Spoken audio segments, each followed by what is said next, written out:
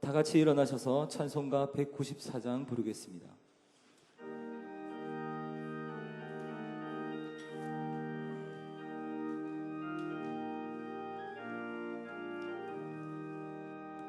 저 거늘 거룩하신 주여 성령의 큰 불을 주소서.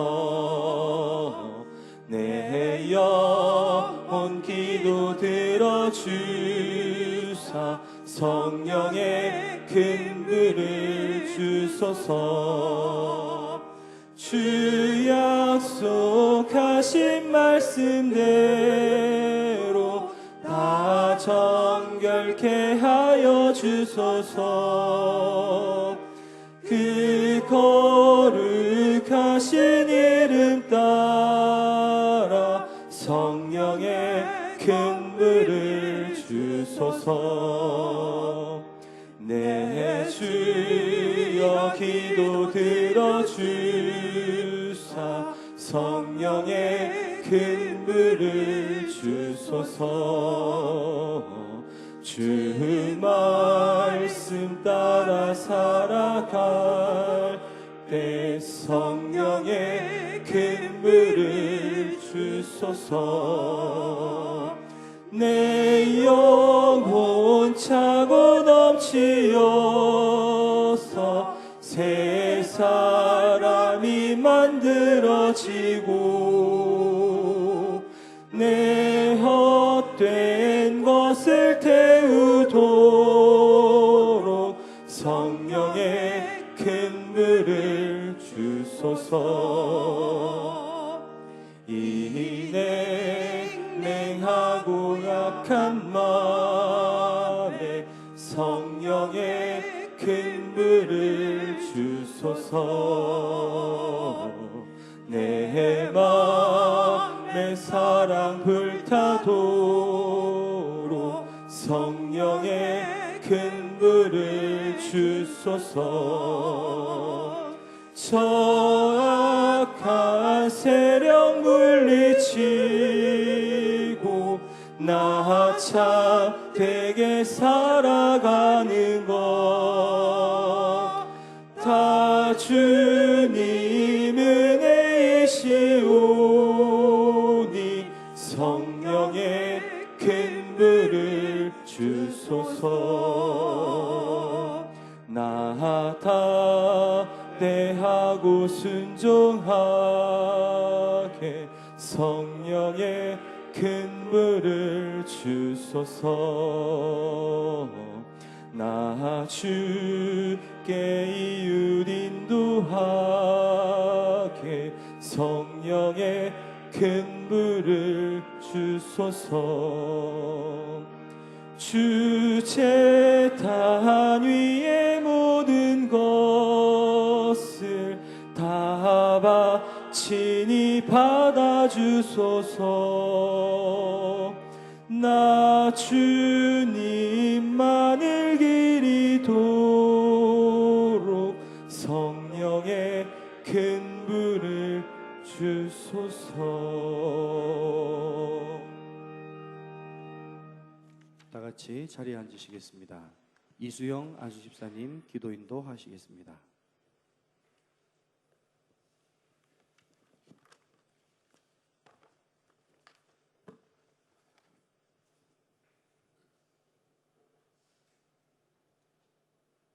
만군의 여호와여, 주께서 천지를 창조하시고 만물 위에 주님 제단을 세우사 섬김의 종들에게 헌신과 봉사의 매개체 역할을 하게 하심을 감사합니다. 주님, 우리의 기도에 귀를 기울이사 응답하소서. 여호와는 우리의 빛이요 구원이시니 무엇을 두려워하리요. 여호와는 우리의 생명의 능력이신데 무엇을 무서워하리요. 이번 코로나19 재앙을 통하여 이스라엘 백성의 교만과 불순종이 애굽의 바로 왕을 시험케 하사 10가지 재앙을 연상케 하시며 하나님 성진의 고귀함과 예배와 말씀, 성도 간의 교제와 사랑이 얼마나 주를 갈망한지요. 근본 재앙이 바람 앞에 개와 같게 하시고 천상 위의 천사들이 재앙을 몰아내어 택정받은 주의 양들을 주의 날개 그늘 아래로 감사 영혼부터 영혼까지 우리의 삶 속에 재앙이 없고 원수도 없고 사랑만 넘치는 평온한 날들만 있게 하소서. 사무엘이 하나님 영광을 위하여 돌로 제단을 쌓고 기도하며 다윗이 하나님 전을 사모한 같이 이번 재앙을 통하여 주님 제단을 더욱 사모하며 찬양과 기도와 말씀에 귀를 기울이게 하소서. 이 시간 여호와 하나님 말씀을 전하시는 주의 목자님께 성령의 두루마리를 입혀 은혜의 모습, 인간의 모습은 십자가 뒤로 감추어 주시고 듣는 분들에게 말씀이 꿀같이 달게 하시어 그 말씀이 세상 삶의 등불이요 우리의 앞길이 빛이 되게 하소서. 본교단의 총회장님으로 남은 임기 총회 사역을 잘 감당하게 하시고 건강 잃지 않도록 지켜 주옵소서. 주님, 이른 아침 하나님께 정성을 다해 준비한 수산나 15 여전도의 찬양을 천상문을 열어 흠령하시고 찬양을 듣는 분들께 하나님의 은총이 함께 하시길 우리의 주인 되시는 예수님 이름으로 감사 기도드립니다. 아멘.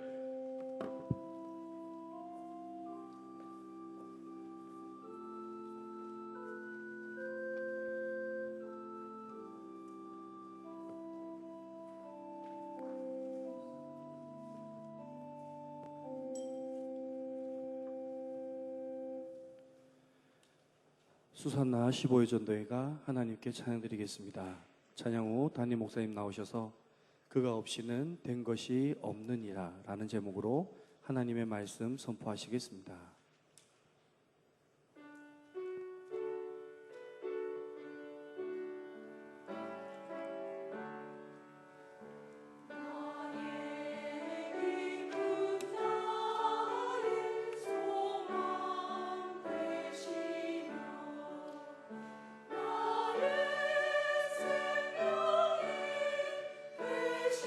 주 안나 불러서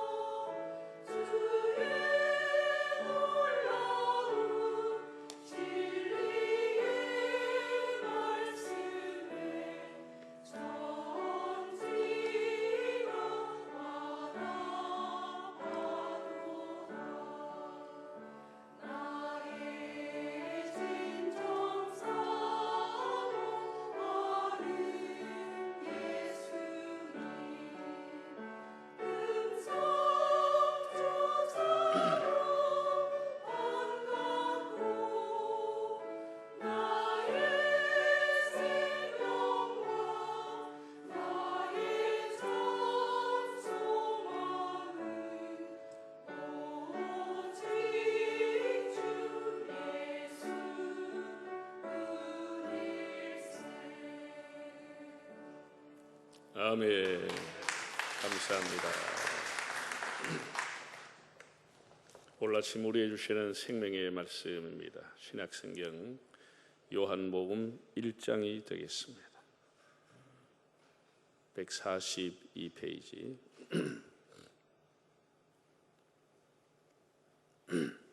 1장 1절에서 5절까지 말씀입니다. 함께 읽겠습니다. 이는 하나님의 말씀입니다. 태초에 말씀이 계시니라. 이 말씀이 하나님과 함께 계셨으니 이 말씀은 곧 하나님이시니라. 그가 태초에 하나님과 함께 계셨고 만물이 그로 말미암아 지은 바 되었으니 지은 것이 하나도 그가 없이는 된 것이 없느니라. 그 안에 생명이 있었으니 이 생명은 사람들의 빛이라. 빛이 어두움에 비치되 어두움이 깨닫지 못하더라. 아멘. 할렐루야. 한 주간 모두 평안하셨지요? 6월은 우리 호국의 달이라고 합니다. 나라를 지키기 위해서 또 민주화를 이루기 위해서 우리나라가 경제적인 도약을 하기 위해서 수고하신 모든 분들을 소중히 여기고 고운 가족들을 위로하고 또 우리는 나라를 위해 뭘 할 것인가를 생각을 해보는 한 달이 되었으면 합니다. 제가 그저께 머리도 깎을 겸 늘 제가 이용하는 동네 우리 목욕탕을 갔어요. 거기서 이제 우리 교회 가끔 나오는 분을 만났습니다. 그래서 이분이 아이고 목사님 참 오랜만입니다. 그래서 요즘은 뭐 이제 핑계거리가 있잖아요. 교회를 안 나와도 핑계거리가 코로나 때문에 목욕탕 코로나 때문에 내가 못 합니다. 그분이 이 코로나 빨리 끝내야 될 텐데 부산은 끝나가는데 서울에 사람이 많이 사는데 서울이 문제입니다. 학교 안 갈 수도 없고 식당에 밥 먹으러 안 갈 수도 없고 술 먹는 사람은 술집에 안 갈 수도 없고 교회 가는 사람 예배당 안 갈 수도 없고 그 일입니다. 그래서 교회 안 갈 수 없죠. 예배 안 드릴 수 없죠. 좋은 말 할 때 나와서. 그런데 옳지 모르겠습니다. 이 수도권의 그 교회의 확진자 때문에 참 조심조심 방역 수칙을 지켜가면서 우리가 예배를 드리는데 아마 백신이 개발될 때까지는 계속 조심해야 할 것 같습니다. 지난주 우리가 예배회복 주일로 지켜서 참 우리 교회에서 성도들이 사모한 마음으로 많이 나와서 한 1000명 이상 아이들까지 나와서 예배를 드렸습니다. 감사하고요. 오늘부터는 요한복음 강의를 시작하겠습니다. 제가 부임한 후에 수요일 밤에 요한복음 강의를 했었는데 주일 낮 시간에 다시 이제 강의를 하겠습니다. 설교자가 유혹받는 것 중에 하나는 자기가 하고 싶은 제목, 자기가 하고 싶은 본문을 선택하려고 합니다. 그렇게 해야 준비가 쉽고 잘할 수 있고, 그런데 자꾸 그렇게 하다 보면 자기의 신념과 자기의 주장이 일방적으로 전해질 수가 있겠죠. 물론 이제 우리가 그런 좀 조심을 하지만은 저는 수십 년 이렇게 강해 설교를 주일 낮부터 해왔습니다. 이 강해 설교의 큰 장점은 내가 하고 싶은 것이 아니고 성경을 이곳저곳 한 주간 동안 뒤적이면서 자기 구미에 맞는 것, 성도들이 듣고 싶어 하는 그런 기절이 아니고 성경에 있는 순서대로 할 수 있다고 하는 장점을 갖고 있습니다. 사람들은 다 요즘 어려운 시절이니까 교회에 와서 듣고 싶어 하는 말은 위로의 말을 듣고 싶어 하는 겁니다. 우리 이렇게 교인들에게 설교하고 이렇게 교인들을 길들이기 시작하면 교인들은 성장하나 성숙하지 않습니다. 우리가 하나님의 말씀은 위로를 받기 위해 듣는 것보다는 그 말씀이 우리의 양심을 찌르고 영혼을 흔들어 놓고 우리가 따끔따끔해도 하나님 말씀을 들어야 하는 것인데, 매주 위로받기를 원한다고 하면 그 교회는 어린아이의 교회에 불과한 겁니다. 그러니까 교인들이 듣고 싶은 말을 자꾸 본문을 선택하거나 목사가 자기 하고 싶은 말을 선택하게 되면 굉장히 위험에 빠질 수 있겠다, 이런 판단을 해서 저는 수십 년 전부터 강해 설교를 하고 있습니다.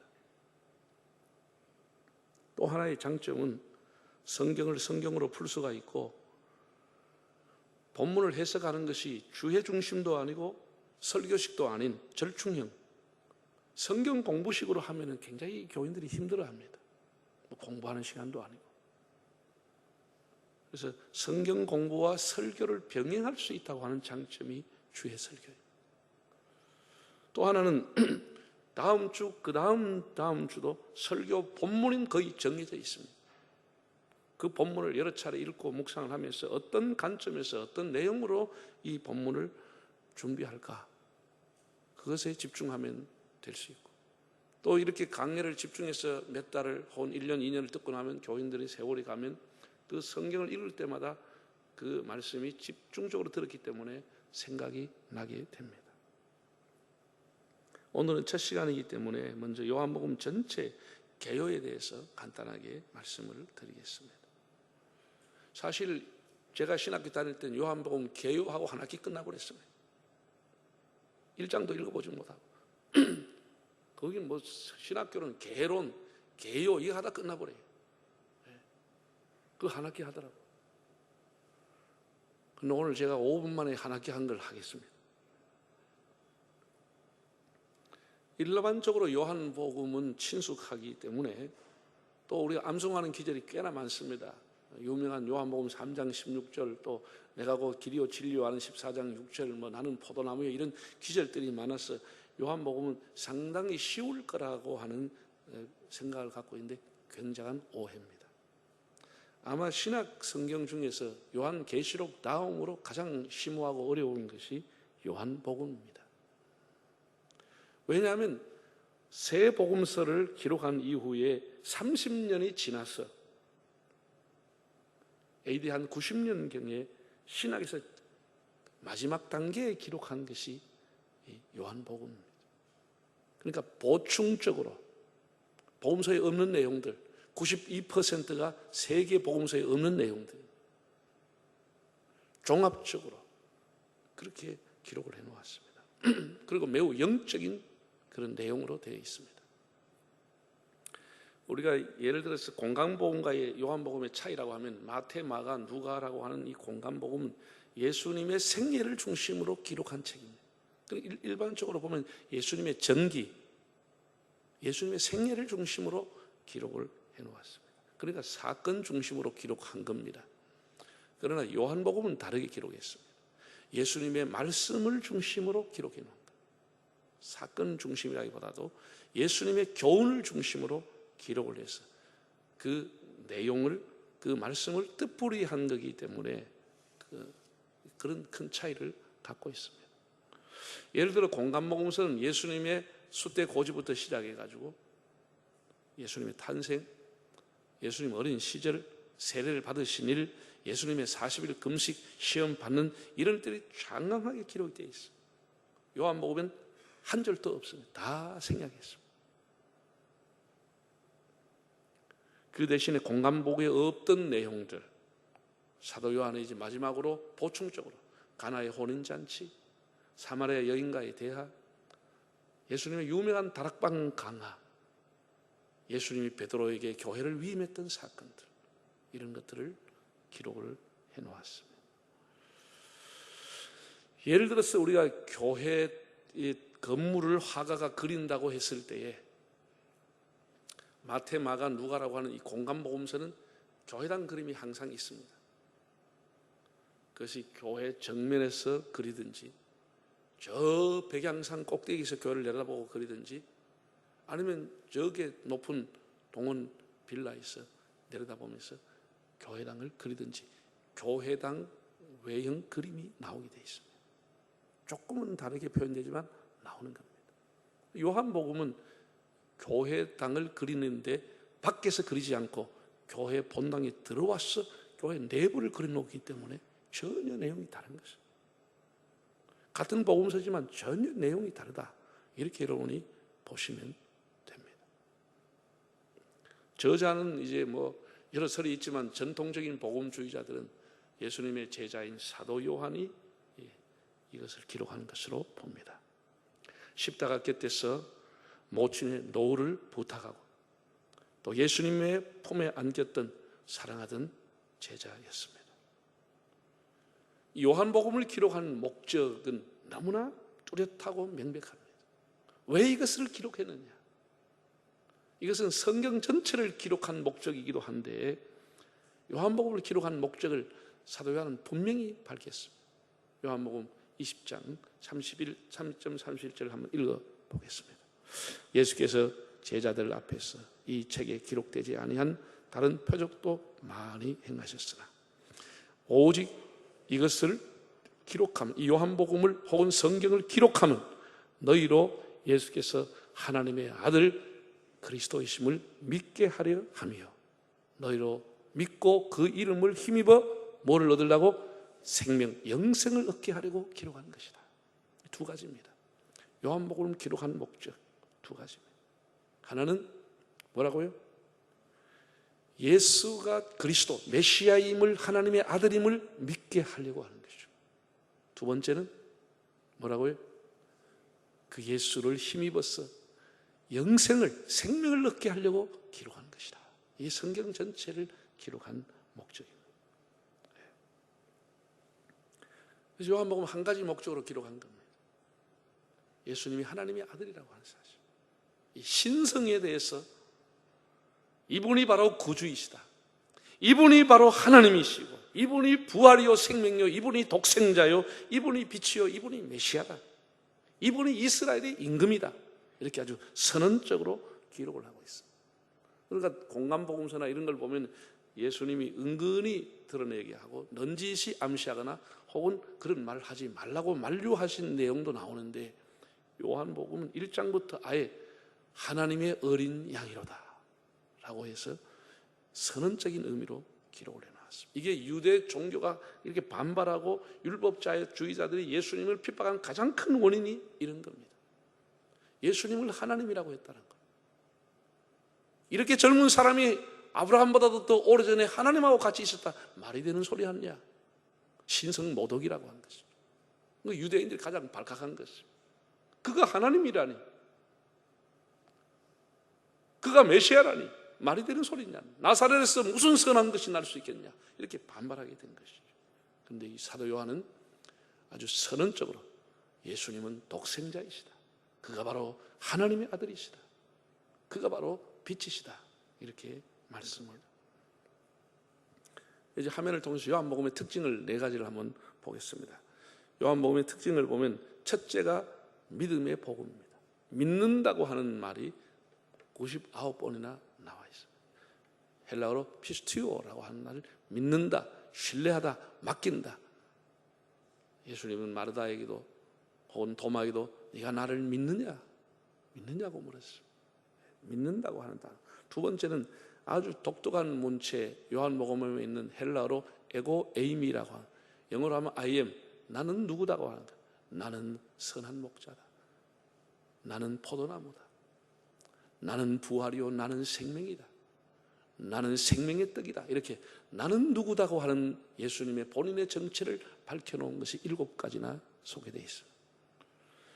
세 번째는 우리 영어로 하면 3L이라고 하는데, 생명이라고 하는 단어, 라이프, 사랑이라고 하는 단어, 그리고 빛이라고 하는 이 단어가 약 200번 가까이씩 세 가지 다 단어가 나오고 있습니다. 사랑, 생명, 빛, 이 한 단어가 한 200개 정도씩 나올 만큼 세 가지 단어가 두드러지게 나와 있습니다. 네 번째는 어떤 복음서보다도 대화가 많이 실려져 있습니다. 1장에 보면 나다나엘과의 대화가 나오죠. 또 3장에 보면 니고데모와의 대화가 나오죠. 4장에 가면은 또 우물가의 여인과의 대화가 나오죠. 8장에는 가늠한 여인과의 대화가 나와요. 21장에 또 20장에는 도마, 21장에는 베드로, 이런 많은 대화가 수록되어 있습니다. 이런 특징들을 생각하면서 여러분들이 집에서 좀 집중해서 읽고 묵상을 하시기 바랍니다. 사도 요한은 처음부터 예수님이 누구냐라고 하는 데 대해서 선포를 했습니다. 설명을 하지 않았어요. 예수님이 누구냐? 자, 1장 1절과 2절을 다시 한번 읽어보겠습니다. 태초에 말씀이 계시니라. 이 말씀이 하나님과 함께 계셨으니 이 말씀은 곧 하나님이 시니라. 그가 태초에 하나님과 함께 계셨고. 태초에 말씀이 계셨다. 헬라어로 엔아르케엔 로고스. 태초에 말씀이 계셨다. 장엄하게 시작하고 있습니다. 말씀, 로고스를 인격화하고 존칭어까지 쓰고 있습니다. 왜냐하면 이 말씀이 곧 하나님이시기 때문에, 이 말씀이 다시 말해서 예수님이기 때문에 존칭어를 쓰고 있습니다. 태초에 말씀이 계시니라. 예수님이 누구냐고 라는 데 대해서 요한은 태초 이전부터 계신 분이라고 했습니다. 예수님의 선제설입니다. 모든 시간의 시작인 태초, 그 이전부터 계신 분, 역사의 시작 이전부터 계신 분, 그분을 로고스라는 단어를 가지고 와서 설명을 했습니다. 로고스다. 우리가 그 TV 음악 프로 중에 복면을 쓰고 노래하는 복면가왕이라는 프로그램이 있죠. 그 칸막이에 들어가서 노래를 가면을 쓰고 들어가 부르기 때문에 저 사람이 정말로 가수인지 누구인지 사람들이 구별을 못하는 것이죠. 목소리도 너무 비슷하고 노래도 너무 비슷하게 부릅니다. 누가 진짜 가수인지를 잘 몰라요. 아리송하죠. 드디어 진짜 가수의 정체를 밝힐 때 모두 가면을 쓰고 있기 때문에 그 가면을 벗길 때 사회자가 뭐라 그러죠? 이 노래를 부른 분은 바로 이분입니다.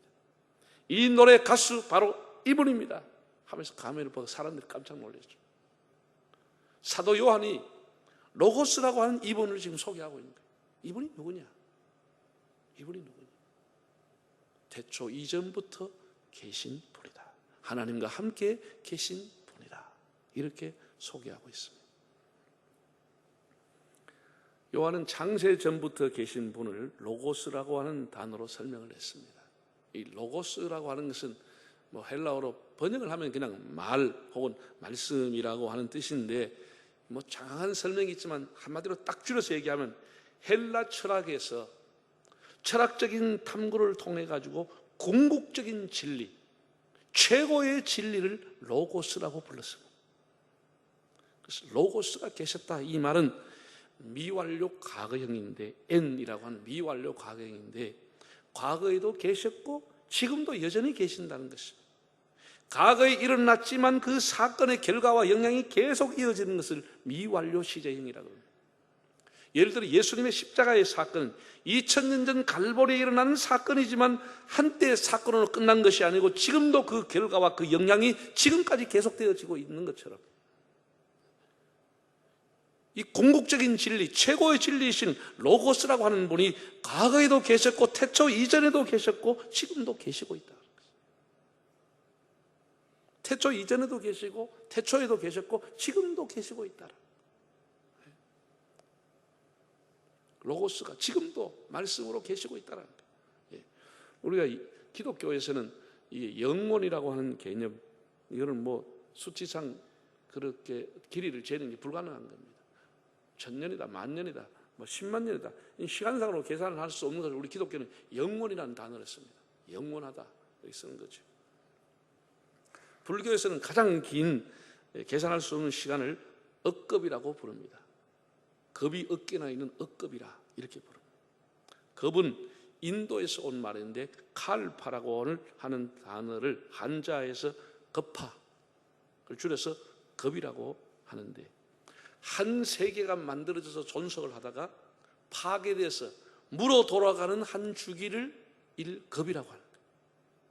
잘 들으세요. 이 겁이 얼마나 긴지.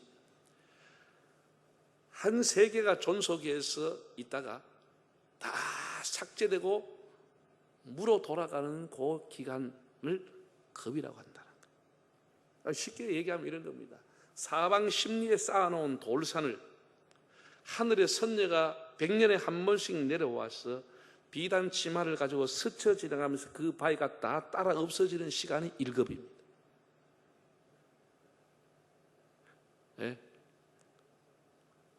뭔 말인지 모르는 말인데, 매년 오는 것도 아니고 매일 오는 것도 아니고 100년에 한 번 내려오는 하늘의 선대가 큰 사방 십리가 되는 돌띠를 비단 치마로 슬쩍 지나가면서 그 바위가 다 따르는 시간이 1급이라는 거예요. 이 급이 어깨가 모여서 억급이 되는 거예요. 참 겁나게 깁니다. 이게 그 사람들은 급이라고 그러고, 우리 교회에서는 그걸 뭐라고 하냐? 영원이라고 하는 거예요. 영원이라고 하는 거예요. 여러분, 예수님은 무시무종하신 분입니다. 시작도 없고 끝도 없는 분입니다. 그러니까 우리가 사람의 머리로서 하나님의 어떤 존재를 측량할 수 없는 거죠. 그러니까 성경은 간단하게 뭐라고 하냐? 태초 이전부터 계신 분이다. 이렇게밖에 할 수가 없는 거예요. 언제부터 계셨는지 무시무종하기 때문에 태초 이전부터 계신 분이다. 누가? 로고스가. 이 궁극적인 진리가 되시는 예수님, 태초 이전부터 계신 분이다.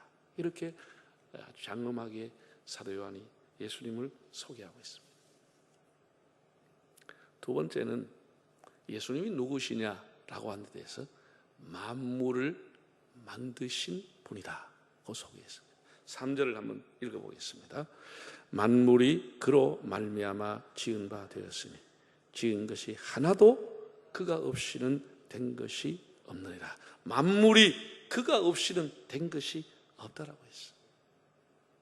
이 되다고 하는 말을 헬라로 기노마이라고 하는 단어를 쓰는데 동사로서 원인이 되다. 무엇이 일어나거나 무엇이 되는 원인이 되는 것을 기노마이라고 하는 것입니다. 예수님 모든 것의 원인이 됐다라고 하는 것입니다. 만물이 조성되는 원인이 되신 분이다. 예수님 없이는, 원인이 없이는 일어날 수가 없다는 것이죠. 만물이. 예수님에 대해서 요한은 창조주라고 하는 것을 소개하고 있습니다. 예수님은 결코 피조물이 아닙니다. 그 당시에 이제 그노시스 영지주의라고 하는 이렇게 이단들이 벌써 있어가지고 사도 요한 때에 그 이단들에 대해서 요한은 예수님은 가연하신 분, 그냥 가짜로 임하신 신이 아니고 하나님으로서 창조하신 하나님이라고 하는 것을 설명을 한 것이죠. 무엇으로 지으셨냐? 말씀으로 세상을 지으신 분이다 라고 하는 겁니다.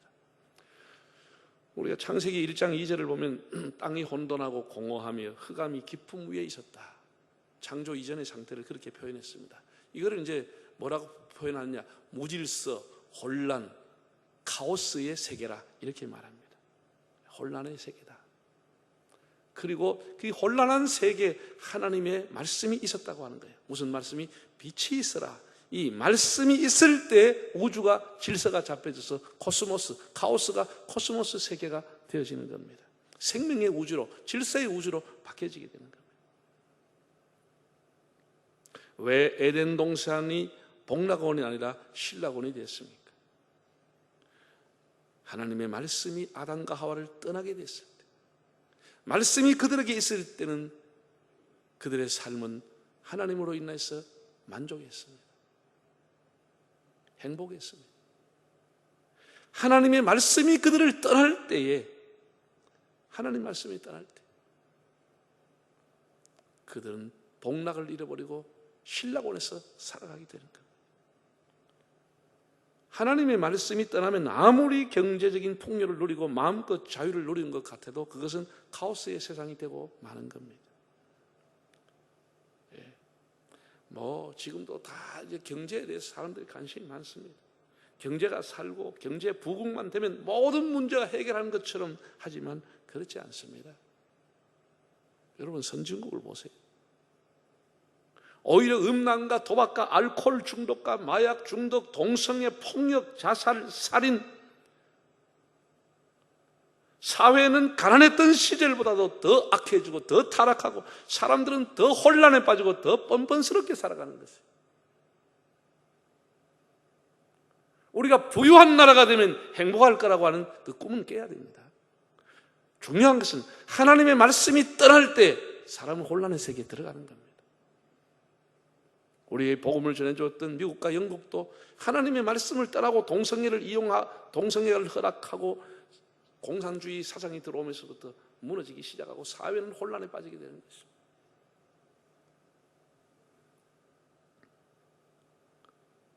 하나님을 떠나면 모든 것이 갖춘 것 같지만은 집으로 말하면 폐가가 되고 마는 겁니다.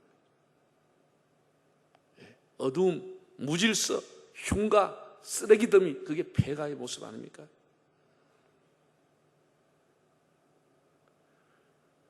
가끔 시골에 가면 언제든지 여러분들이 인적이 드물고 버려진 폐가들을 보게 될 겁니다. 제 고향에 이제 댐이 들어섰습니다. 큰 댐이 만들어졌습니다. 제 고등학교 옆에 있던 단짝 친구들 집이 다 한 5개 면인가 물에 잠겨가지고 졸지에 집단 이주를 하게 됐습니다. 새 동네로 이제 다 이사를 갔습니다. 아예 고향을 그때 등지고 가버린 사람도 있고. 그래서 그 물에 잠긴 동네 입구에 가면은 과거에 여기가 어느 동네라고 했던 망향비가 하나 서 있습니다. 혹은 새 동네에 거기 가면 망향비를 또 세워놨습니다. 우리는 어디에 살다가 여기 왔다. 얼마 전에 밀양댐에도 가니까 망향비가 있더라. 그 지역에 마을에 사람들이 살고 있었다고 하는 흔적만 그 비석이 얘기하고 있는 겁니다. 참 그걸 보면 쓸쓸하죠. 댐이 완공이 되고 물이 이제 서서히 들어찼습니다. 꽉 찬 것은 아니고. 어째 우리 친구들하고 자기 고향에 가보자 해서 가봤습니다. 몇 년 동안 댐 공사를 했어요. 집은 그대로 있어요. 그 집이 없어진 게 아니라 물이 안 찼으니까 집을 그대로 두고 나왔더라고. 그 집을 파괴한 것도 아니고 집이 많으니까 그냥 둬버렸어요. 그래서 집 뚜껑은 날아가고 그냥 집에 세간살이 거의 그대로 있어요. 석가래 내려앉고 그 아래채 외양간 그대로 있고 개집도 그대로 있더라고. 낡았을 뿐이지 그대로 있어요. 거기서 6남매 8남매가 자랐을 거고 그 웅을 먹고 그 옆에 있는 감나무에 대추나무 그걸 가을 되면 한강 주씩 따가 먹으면서 자랐지 않았겠습니까? 그러나 사람이 떠난 그 마을과 그 집은 폐가가 되고 적막강산이 돼 있었습니다. 온갖 꽃이 피고 젖을 그 하단 이름 모를 잡풀과 가시덤불이 꽉 덮여져 있었습니다. 여러분 이것이 하나님을 떠난 인격이 이렇게 되는 겁니다. 하나님을 떠난 인격이 아무리 불을 가지고 그가 겉을 치장해도 그 속은 폐가가 되는 것입니다. 아름다움과 질서와 안락감이 다 사라지고 평안함이 사라지고 우리가 하나님을 떠나서 인간이 독립선언을 할 때부터 인간은 서서히 폐가가 되기 시작한 겁니다. 인간이 대단하게 자기의 지식과 철학과 인간 자유를 앞세울 때마다 그 나라와 그 개인은 다 폐가가 됐습니다. 두 손에 두 주머니에 가득가득 채우고도 불안해하고 배고파하고 더 가지려고 하고 울부짖고 방황하는 하나님을 떠났지만 공허하니까 하나님 대신에 권력을 신으로 삼고 하나님 대신에 물질을 신으로 삼고 하나님 대신에 명예를 신으로 삼고 살아가는 폐가의 모습을 우리가 보게 되는 겁니다. 우리가 교회에 나와서 하나님 말씀을 듣고 예배를 드리는 것은 우리의 인생을 재건축하기 위한 것입니다. 다시 우리 안에서 하나님 말씀이 살게 하기 위해서 우리는 하나님 앞에 예배를 드리고 말씀을 묵상하게 되는 겁니다. 근본 요한복음 강해를 통해서 다시 말씀으로 우리 삶을 채우고 여러분의 인생을 건축할 수 있기를 바랍니다. 하나님의 말씀이 우리 안에 들어왔을 때 우리 삶이 서서히 회복되어지고 생기를 찾게 되고 질서를 찾게 되는 겁니다. 하나님을 떠난 후에 엉겅기와 가시덤불이 덮여있는 우리의 인생의 집을 하나님이 거하실 수 있는 처소가 되기 위해서 깨끗하게 청소하고 단장을 합시다. 말씀이신 예수님, 창조주이신 예수님을 모시고 이렇게 새롭게 인생을 출발해야 되겠습니다. 사랑하는 여러분, 사도 요한은 예수님이 누구시냐라고 한 데에서 그런 궁극적인 진리이신 로고스다, 말씀이다 라고 했습니다. 그리고 태초 이전부터 계신 분, 지금도 여전히 계시지만 태초 이전부터 계시는 분이시다 뿐 아니라 만물이 그가 없이는 되어진 것이 없는 만물을 창조하신 분이라고 소개했습니다. 탈레스라고 하는 사람은 만물의 기원은 물이라고 했고, 아낙시멘드라고 하는 사람은 만물은 기원은 공기로부터 온다라고 했습니다. 여러 가지 만물의 기원에 대해서 설명한 사람이 많습니다. 성경은 만물의 기원은 하나님으로부터 말미암는다고 하는 것을 명백하게 가르쳐 주고 있습니다. 그가 없이는 된 것이 없다고 했어요. 만물의 시작은, 원인은 하나님으로부터 시작이 된다고 했습니다. 여러분 모두 하나님 앞에 기도하십시다. 하나님, 다시 저에게 말씀을 주십시오. 그 말씀으로 다시 일어나겠습니다. 그 말씀으로 내 삶을 새롭게 하겠습니다. 말씀으로 내 인생의 모든 질서를 새롭게 찾겠습니다. 겉은 보기는 번지르하지만 쓰레기 더미처럼 폐가가 된 내 인생, 흉가가 되어가는 내 모습, 다시 하나님 말씀으로 내 삶을, 우리의 자녀들이 카오스의 혼란한 세상이 아니라 코스모스, 질서가 있는, 생기가 있는 그런 삶을 살아갈 수 있도록 하나님의 말씀으로 우리를 채워주십시오 라고 하는 기도를 하면서 요한복음을 통해서 우리 삶이 새롭게 건축될 수 있기를 바랍니다. 다 머리 숙이겠습니다.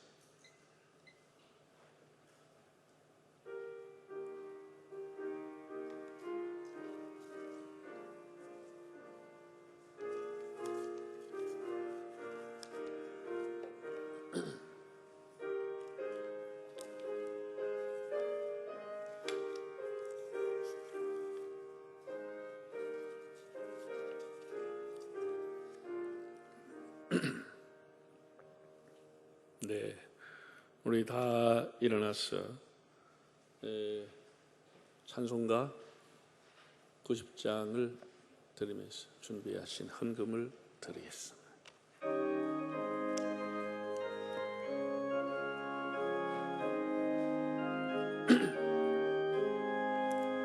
주 예수 내가 알기 전 날 먼저 사랑했네. 그 크신 사랑 나타나 내 영혼 거듭났네. 주 내 안에 늘 계시고 나 주의 안에 있어. 저 포도비유 같으니 참 좋은 나의 친구. 내 친구 되신 예수님 날 구원하시려고 그 귀한 몸을 버리사 내 죄를 대속했네. 나 주님을 늘 믿으며 그 손을 의지하고 내 몸과 마음을 바쳐서 끝까지 충성하니. 내 친구 대신 친구여 그 은혜 내려주사 날 항상 보호하시고 내 방패 되어 주옵소서. 그 풍성한 참 사랑을 능히 끊을 소냐. 날 구원하신 예수는 참 좋은 나의 친구. 봉헌송을 드리겠습니다. 감사해요 주님의 사랑. 감사해요 주님의 은혜. 목소리 높여 주님을 영원히 찬양해요. 나의 전부이시 나의 주님.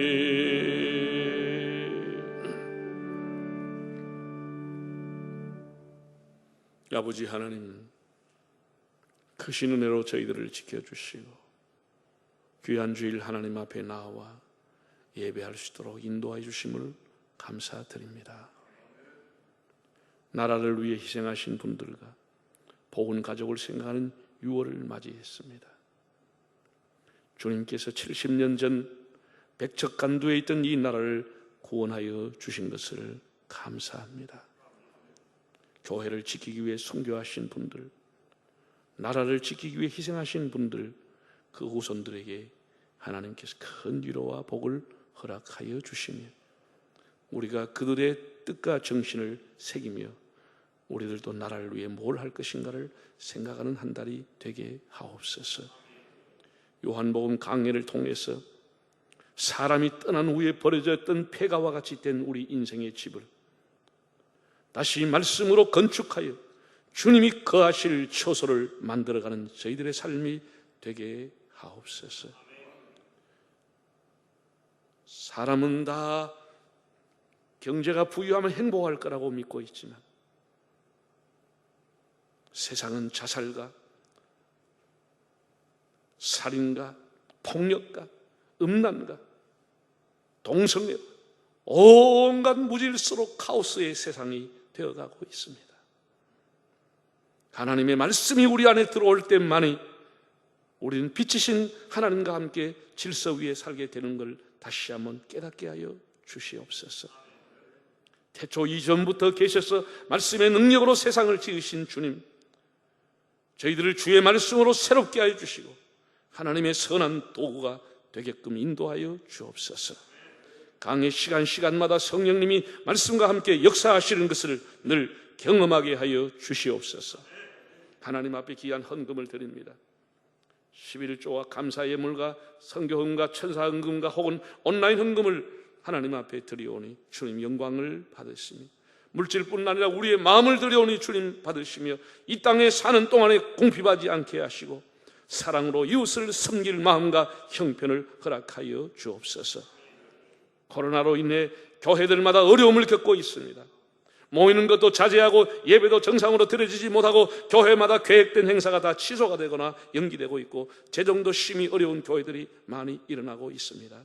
주님, 우리 한국 교회를 긍휼히 여겨 주시옵소서. 교회 안에서 확진자가 일어나지 아니하도록 주님 교회들을 지켜주시기를 바랍니다. 질병과 고통으로 하나님 앞에 눈물 흘리는 가정들을 기억하시고 주님의 보혈의 능력으로 저희들을 만져 주시옵소서. 우리에게 고통과 아픔을 면하게 하여 주시고 감하여 주시오며 주님의 능력으로 쾌차하여 살아계신 하나님을 간증하며 찬양케 하여 주시옵소서. 경제적으로 어려움 당하며 진로를 위해 기도하고 수고하는 가정들을 불쌍히 보시고 피할 길과 선한 길을 열어 주시옵소서. 사랑하는 자녀들이 혼돈에 빠지는 카오스의 삶이 아니라 주님의 은혜가 함께하는 코스모스의 질서의 삶을, 정결의 삶을 살아가는 자녀들이 되게 하여 주시옵소서. 오늘도 모든 예배를 통해서 하나님 홀로 영광을 받으시고 온 세계에 나가 있는 선교사들을 지켜주시기를 바라올 때 예수님의 이름으로 기도하옵나이다. 아멘.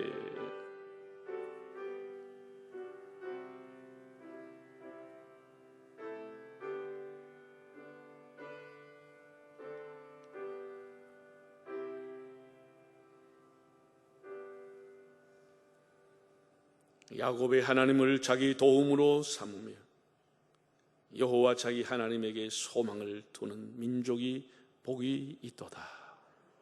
이제 우리 주 예수 그리스도의 은혜와 아버지 하나님의 사랑하심과 보혜사 성령님의 감화하시고 인도하여 주심, 혼돈하며 공허하며 흑암이 깊은 이 세상 위에 주님의 말씀, 로고스의 말씀으로 새로운 인생, 새로운 삶을 건축하기를 원하는 우리 모든 성도들을 위해 영원히 함께 하시기를 축원하옵나이다. 아멘.